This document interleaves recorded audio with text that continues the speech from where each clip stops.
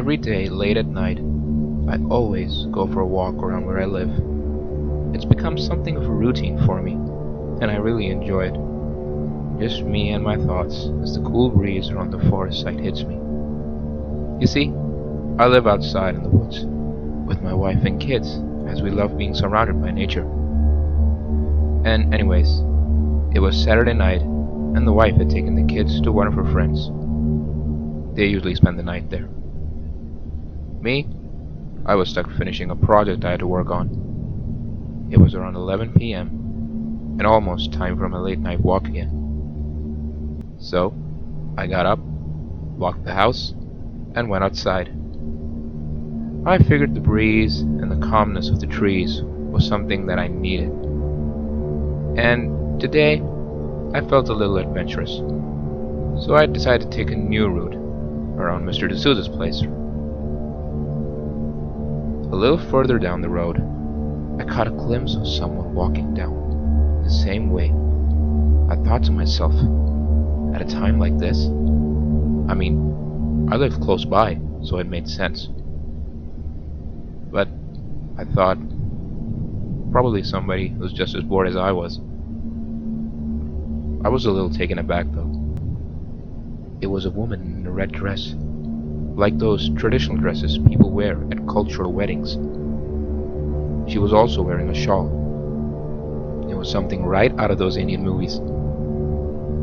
I figured she must be lost or something, so I decided to approach her and ask her how she was. "Hi, excuse me. Are you lost?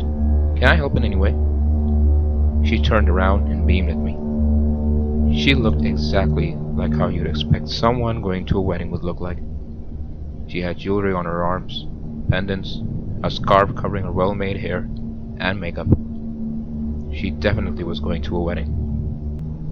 "Oh, that would be great. Thank you.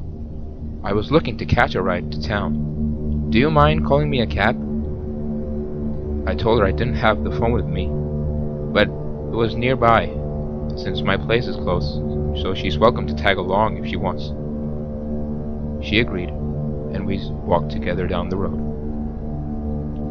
Besides, leaving a woman alone, this late at night, by the roadside, wasn't something I was comfortable with, so she tagged along. She told me all about how her car had a flat tire and she had to walk all the way here just for a cab. Jokingly, she said she was late for a wedding. She was surprisingly cheerful, considering her situation. As we walked, my house keys suddenly slipped out of my pocket, and so I apologized to her and bent down to pick them up. But when I did, I caught a glimpse of her feet. My heart suddenly jumped into my throat as I saw that both of her feet were angled completely backwards, and all I could see were her heels. To say that I was terrified would be an absolute understatement. I was completely and utterly frozen in place. I made up my mind. I knew that I had to run. And suddenly, with all my heart and might, I sprang up and began to dart straight towards my house. And I could hear her laughing as she began to follow me. Her footsteps grew closer and closer. "Holy shit, I'm gonna die," was the thought that ran through my mind over and over again. My heartbeat was shooting, and despite my brain telling me not to look back, I did.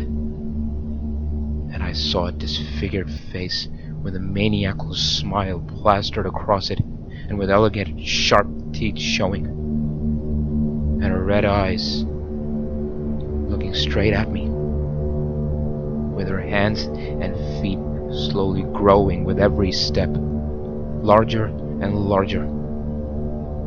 I looked back towards my own and ran as fast as I could and as quickly as I could until I could see my house. I ran to the porch, jammed the key in, and slammed the door shut behind me. And to my surprise, I didn't hear anyone approach. I was hoping that she was gone. And she was. There was no one there. There wasn't a woman. There was no red dress. There was nothing. I locked the door, crawled onto my couch, and suddenly dozed off. My wife woke me up in the morning and said I had a fever. So I began to tell her everything that happened to me last night. And of course, she didn't believe me. She said I was probably hallucinating because of the fever. But I know what I saw.